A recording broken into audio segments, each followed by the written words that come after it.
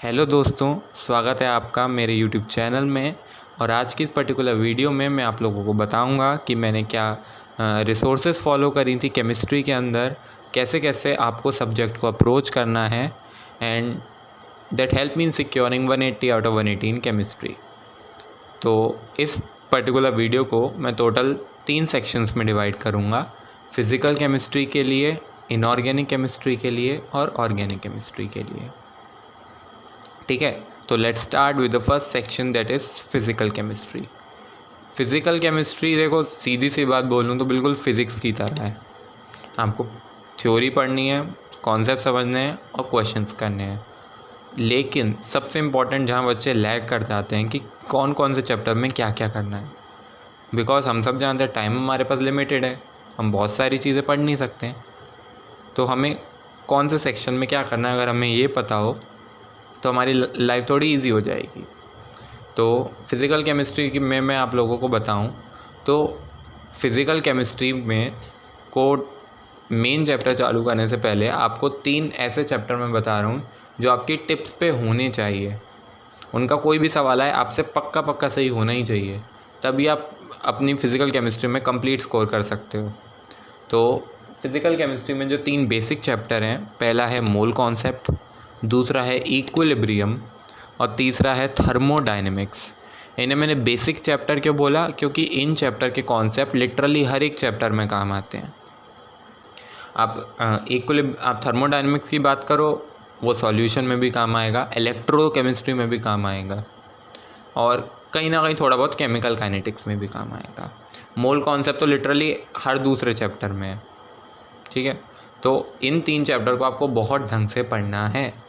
तो इन 3 चैप्टर के लिए मैं आपको अलग अलग बताने वाला हूँ कि मैंने क्या क्या फॉलो करा था। तो let's start with the first chapter that is mole concept.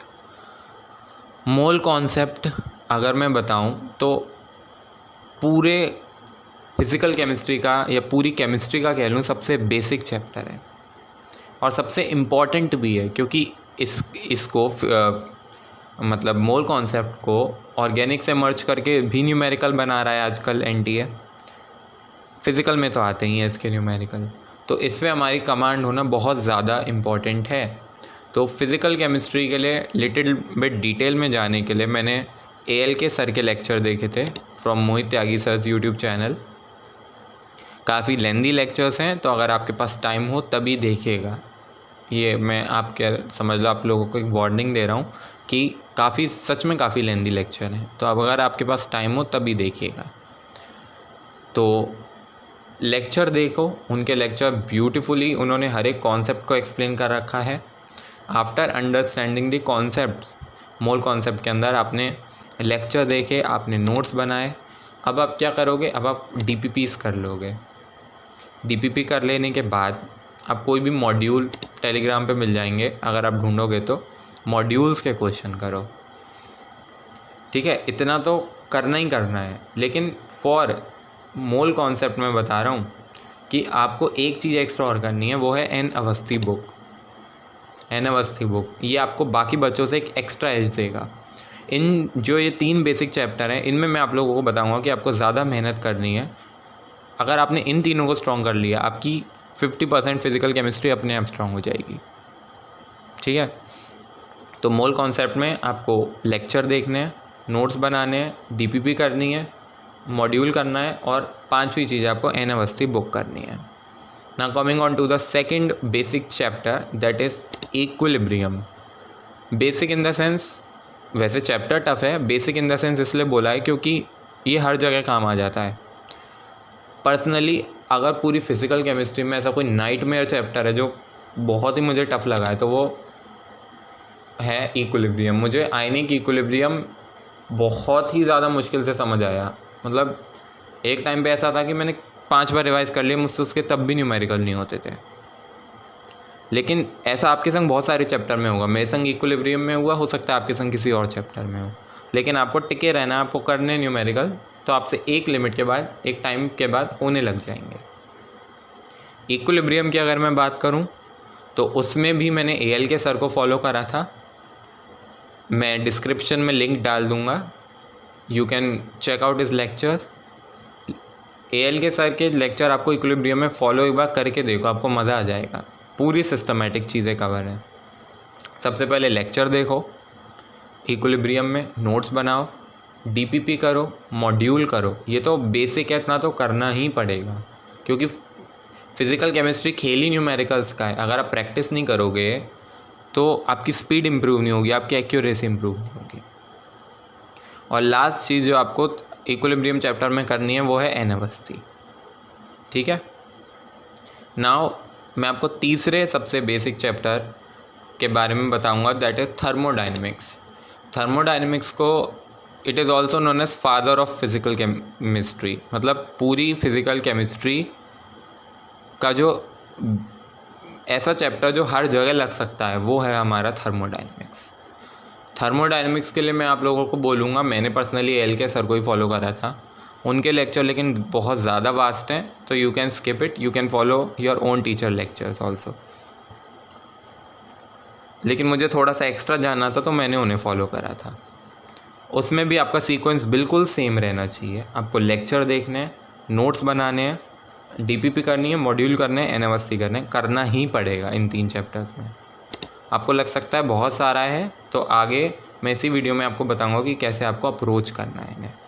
ठीक है, नाउ बाकी जो चैप्टर बचे अब आपके इन 3 बेसिक चैप्टर को छोड़ के, atomic structure, solution, chemical kinetics, electrochemistry and states of matter वगैरह जो पहले हुआ करते थे, इन सब एटॉमिक स्ट्रक्चर, इन सब बचे हुए चैप्टर्स के लिए जितने भी बचे इन 3 चैप्टर्स को छोड़ के ज़्यादा करने की ज़रूरत नहीं है, क्योंकि बाकी चैप्टर बेसिक हैं। ठीक है, आपको लेक्चर देखने हैं, नोट्स करने हैं अपने टीचर के, DPP करनी है, मॉड्यूल, दैट्स इट। 100% इतना कर ले जाओगे, आपकी फ़िज़िकल केमिस्ट्री बहुत स्ट्रांग हो जाएगी। अलॉन्ग विद दैट PYQs तो आपको हर चैप्टर में करने ही हैं। एक पॉइंट मैं यहाँ पे और ऐड करना चाहूँगा कि भले फिज़िकल केमिस्ट्री हो, इनऑर्गेनिक हो, ऑर्गेनिक हो, NCERT तो रीड करनी है। तो इन चीज़ों के साथ आपको NCERT रीड करनी है और आपको PYQs करने हैं। आप जब ये बुक्स करोगे जो मैंने बताई हैं, DPPs करोगे, उन्हीं में ही आपके 50 to 60% PYQs कवर हो जाएंगे। तो ऐसा नहीं आपको लग रहा है कि बहुत सारा होगा, लेकिन एक टाइम के बाद क्वेश्चन रिपीट होना चालू हो जाता है, कोई नया नहीं होता। तो this is what I have done for physical chemistry, this much part. Now coming on to the second section, that is inorganic chemistry. Personally मुझे बिल्कुल नहीं पसंद है इनऑर्गेनिक केमिस्ट्री। इतना ज़्यादा रटने का है, बिन बात के NCERT की लाइनें रटे जा रहे हैं, लेकिन क्या करें, वही एग्ज़ाम में आ रहा है, आपको भी याद करनी ही पड़ेगा। फिज़िकल केमिस्ट्री में भी 2 बेसिक चैप्टर हैं, आपको आने ही चाहिए, मतलब उन चैप्टर्स को तो आपको बहुत ढंग से पढ़ना ही पढ़ना है। That is periodic classification of element and chemical bonding. Periodic classification of element और केमिकल बॉन्डिंग, ये इतने इंपॉर्टेंट चैप्टर हैं कि अगर आपने इन्हें ढंग से पढ़ लिया तो समझ लो आगे चल के जो अलग अलग चैप्टर में रिएक्शंस आएंगी वो कवर्ड होंगी आपकी पहले से ही 40 to 50%। तो इन चैप्टर को ढंग से पढ़ना बहुत ज़रूरी है और इनकी प्रैक्टिस करना भी बहुत ज़रूरी है। इनऑर्गेनिक इतना कोई प्रैक्टिस वाला सब्जेक्ट नहीं है कि उसमें बहुत प्रैक्टिस चाहिए आपको। It's more of a retention and revision करने वाला चैप्टर है, सब्जेक्ट है, तो आपको वैसे ही उसे अप्रोच करना है। लेकिन इन 2 चैप्टर के लिए periodic classification and chemical bonding, teacher के नोट्स, लेक्चर, फिर उसके बाद नोट्स टीचर के, फिर उसके बाद DPP करो, फिर उसके बाद मॉड्यूल करो, इतना कर लो, काफ़ी है इनऑर्गेनिक केमिस्ट्री में, 100% काफ़ी है। बाकी इनऑर्गेनिक उन्होंने इतनी सारी तो काटी दी है, बहुत बची बहुत कम है इनऑर्गेनिक केमिस्ट्री। ठीक है, जो जैसे एक आध चैप्टर सॉल्ट एनालिसिस ऐड करा है, तो सॉल्ट एनालिसिस में आप करने जाओगे, क्वेश्चंस आपको बहुत सारे मिल जाएंगे, लेकिन आपके एग्ज़ाम पॉइंट ऑफ व्यू से उतने रेलेवेंट नहीं होंगे। तो अगर आपको सॉल्ट एनालिसिस करना ही है तो मैं बोलूँगा टीचर के लेक्चर और उन्हीं नोट्स का रिवीजन बार बार करो, काफ़ी है, 100% काफ़ी है। तो मैंने आप लोगों को अब तक बताया फिज़िकल एंड इनऑर्गेनिक के लिए। Now we move on to the third section, this is the most important section, that is organic chemistry. Why most important? क्योंकि इनऑर्गेनिक कम होने से वेटेज जो है, वैसे ही ऑर्गेनिक में चैप्टर ज़्यादा हैं तो वेटेज इन चैप्टरों की तरफ ज़्यादा शिफ्ट हो गई है। तो ऑर्गेनिक की वेटेज ज़्यादा है और ऑर्गेनिक में रिएक्शंस काफ़ी सारी हैं, याद करने में टफ़ होगा, लेकिन अगर आप उसे सही तरीके से अप्रोच करो तो ऑर्गेनिक आपके लिए काफ़ी इजी हो जाएगी, जो मैं बताऊंगा अगर आप उन चीज़ों को इस अपने स्टडीज़ में फॉलो करते हैं तो। ऑर्गेनिक केमिस्ट्री के बारे में अगर मैं बात करूं, ऑर्गेनिक केमिस्ट्री की अगर मैं बात करूं तो ऑर्गेनिक में भी जैसे मैंने आपको बाकी सेक्शंस के लिए बताया, 2 बेसिक चैप्टर हैं जो आपको करने ही करने हैं बहुत ढंग से, that is isomerism and GOC. Isomerism और जीओसी के लिए मैंने पर्सनली NS सर को फॉलो करा था, Neeraj Saini sir. But again मैं ये बोलूँगा वीडियो काफ़ी लेंदी है, तो अगर आपके पास टाइम हो तो ही करना, वरना स्किप देयर लेक्चर। बहुत ज़्यादा लेंदी है, आपका टाइम बर्बाद होगा अगर आपके पास टाइम कम है तो। लेकिन अगर आपके पास टाइम है आपको उनके लेक्चर ज़रूर फॉलो करने चाहिए, बहुत ही बढ़िया है। मतलब उन दो सेक्शंस के लिए लाइक आइसोमेरिज्म और जीओसी मैंने उनके लेक्चर्स फॉलो करे हैं ढंग से, बहुत ही बढ़िया तरीके से एक्सप्लेन है। और ये 2 चैप्टर ऐसे जिनके लिए जितनी प्रैक्टिस करोगे उतना बढ़िया, जितनी प्रैक्टिस करो उतना बढ़िया। तो इनके लिए तो मैंने टीचर के लेक्चर्स मतलब NS सर के लेक्चर नोट्स बनाए, नोट्स रिवाइज करे, बहुत सारी DPPs करी, DPP करने के बाद मॉड्यूल करे, और मॉड्यूल करने के बाद भी इन 2 चैप्टर्स के लिए मैंने MS चौहान भी करी थी। ठीक है, you must follow what I am telling you. ठीक है, अब बात करते हैं हम आगे के चैप्टर्स की, जैसे हाइड्रोकार्बन्स, हेलो एल्केन से लेके आपका बायोमोलिक्यूल तक के चैप्टर्स का। इन चैप्टर्स के लिए आपको NCERT बहुत अच्छे से रीड करनी है, इम्पॉर्टेंट पॉइंट हाईलाइट करने हैं, बार बार रिवाइज़ करने हैं, अपने टीचर के नोट्स पढ़ने हैं, उन्हें बार बार रिवाइज़ करना है। जो ये वाला पार्ट है ऑर्गेनिक का, it's more of remembering part, तो जितना अच्छे से याद करोगे उतना बढ़िया। फिर इन सेक्शंस के लिए question practice is also significantly important. तो मैं आप लोगों को क्या बोलूँगा कि आप इन सेक्शंस के लिए आप टीचर के लेक्चर देखो, नोट्स बनाओ, नोट्स बनाने के बाद DPP करो, नोट्स को रिवाइज़ करने के बाद DPP करने के बाद मॉड्यूल कर लो, इनफ है, इतना कर लोगे इन चैप्टर्स के लिए काफ़ी है, काफ़ी है। बट अब आप बोलोगे कि आपने इतना सारा बता दिए भैया कि इन सब चीज़ों को रिवाइज़ कैसे करना है, तो मैं बताऊंगा आपको कि आपको पूरे साल या इन द एंड केमिस्ट्री में रिवीजन कैसे करना है। That is very very important. पढ़ने से ज़्यादा इम्पॉर्टेंट, मैं अपने एक्सपीरियंस से बता रहा हूँ आपको कि पढ़ने से ज़्यादा इम्पॉर्टेंट होता है रिवीजन करना सही तरीके से। तो रिवीजन फिज़िकल, इनऑर्गेनिक, ऑर्गेनिक अलग अलग बताऊँगा। फ़िज़िकल केमिस्ट्री से चालू करते हैं। फ़िज़िकल केमिस्ट्री में रिवीजन करने का जो बेस्ट तरीका है वो है न्यूमेरिकल सॉल्व करके। जितना आप न्यूमेरिकल सॉल्व करोगे उतना बेटर। अब मैं बताता हूँ आपको कैसे सॉल्व करने हैं। मैंने आपको फ़िज़िकल के लिए क्या क्या स्ट्रैटेजीज़ बताई थी, क्या क्या रिसोर्सेज बताई थी। आपको DPP करनी थी, आपको नोट्स के क्वेश्चन करने थे, आपको मॉड्यूल करना था, और आपको एनावस्ती करनी थी फॉर 3 चैप्टर। तो आपकी अप्रोच कैसे होनी चाहिए, लेट्स DPP तक तो आप कर लोगे, नोट्स और DPP रिवाइज। पहली रीडिंग जब आप मेन पढ़ रहे हो, चैप्टर पढ़ रहे हो साथ साथ, तब आप नोट्स करो, DPP कर ली। और मान लो आपके मॉड्यूल में 200 सवाल हैं, तो आपने पहली बार में 100 कर लिए। आगे क्या हुआ, जब आप आगे बढ़े 100 के बाद आपका सेकंड चैप्टर चालू हो गया, तब आप उसके करने लगे। तो इतने करो। अब क्या होगा, जब आप रिवाइज़ करोगे तो आपको क्या करना है, जब आपने पहली बार क्वेश्चन सॉल्व करे थे तो आपसे कुछ क्वेश्चन गलत हुए होंगे, तो पहली बार करने में जो क्वेश्चन गलत हुए मार्क करो। जब पहली रिवीजन करने जाओ तो रिवीजन में उन क्वेश्चंस को जो आपसे गलत हुए पहले उन्हें सॉल्व करो।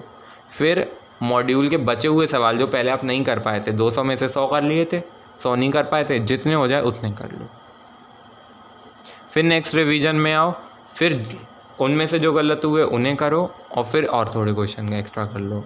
इससे होगा क्या कि आप पुरानी भी रिवाइज़ करते जा रहे हो जो गलतियाँ आप करते हो, और साथ साथ नए नए भी थोड़े थोड़े ऐड करते जा रहे हो, ताकि आपको ये ना लगे कि ये सवाल तो मेरे से सही हो रहे हैं कि मुझे रट गए। तो आपको थोड़े नए क्वेश्चंस का भी एक्सपोजर मिल जाए थोड़े थोड़े समय बाद। This is how you should revise physical chemistry. अगर आप फिज़िकल केमिस्ट्री में इसे फॉलो करते हैं, आपको किसी और चीज़ की ज़रूरत नहीं पड़ेगी। Now coming on to the revision of the second part, that is inorganic chemistry. Inorganic में नोट्स रिवाइज़ करो, जो क्वेश्चन गलत हुए थे उन्हें रिवाइज़ करो, एनसीईआरटी पढ़ो, दैट्स इट, और किसी चीज़ की ज़रूरत नहीं है। 100 लोग 100 चीज़ें आपको बताएंगे, लेकिन मैं आपको वो मिनिमम रिसोर्सेज बता रहा हूँ जिससे आप एक बहुत अच्छा स्कोर ला सकते हैं। मैंने यही पढ़ा और कुछ नहीं पढ़ा extra. Honestly I am telling you, मैंने यही पढ़ा, इसके सिवा कुछ एक्स्ट्रा नहीं पढ़ा। Now coming on to the revision of organic chemistry. Organic chemistry में रिवीजन करने के बहुत सारे अप्रोचेज़ हैं। मैंने पर्सनली क्या करा था ऑर्गेनिक के लिए कि जीओसी वगैरह को रिवाइज़ करने के लिए क्वेश्चन प्रैक्टिस करो, जो गलत हो उस चीज़ की थ्योरी रीड कर लो, एंड बाकी जो चैप्टर्स हैं जिनमें रिएक्शंस है काफ़ी सारी, उनमें रिवीजन करने का बेस्ट तरीका है अब नोट्स या एनसीईआरटी इनकी रिएक्शंस को बार बार लिख लिख के रिवाइज़ करना। रिएक्शन कॉपी बनाओ या किसी ऐसी पन्ने पर लिख के रिवाइज़ कर लो, लेकिन लिख लिख के रिवाइज़ करना रिएक्शंस को बहुत ज़्यादा इंपॉर्टेंट है। जो तीसरी चीज़ आपको करना है वो ये कि जो क्वेश्चंस आपने करे थे उन चैप्टर्स के जो गलत हुए उन्हें और रिवाइज़ कर लेना है। तो इससे क्या हुआ, आपने क्वेश्चन जो करे उन्हें भी रिवाइज़ कर लिया, अपने एनसीईआरटी भी रिवाइज़ कर ली। इतना कर लोगे ना, आप केमिस्ट्री में बहुत अच्छा स्कोर ले आओगे, लिटरली आई एम सेइंग, ठीक है। लेकिन और साथ साथ टेस्ट तो आप दे ही रहे हो, जब आप टेस्ट दोगे उनमें जो गलती होगी उन्हें भी करते चलो। और एक कहीं पे भी लोग उसे मिस्टेक कॉपी कहते हैं, या किसी भी अपनी कॉपी में किसी एक डायरी में लिख लो कि क्या गलती हुई टेस्ट में, क्यों गलती हुई, वो टॉपिक अच्छे से समझ लिया, एंड दैट्स इट। अगर आप इतना करते चलोगे प्रॉपरली तो अब आप एक बहुत अच्छा स्कोर ला सकते हो। So that's it for today. Hope you like my video. अगर आपको वीडियो पसंद आई हो तो please like my channel, subscribe to my channel. Thank you.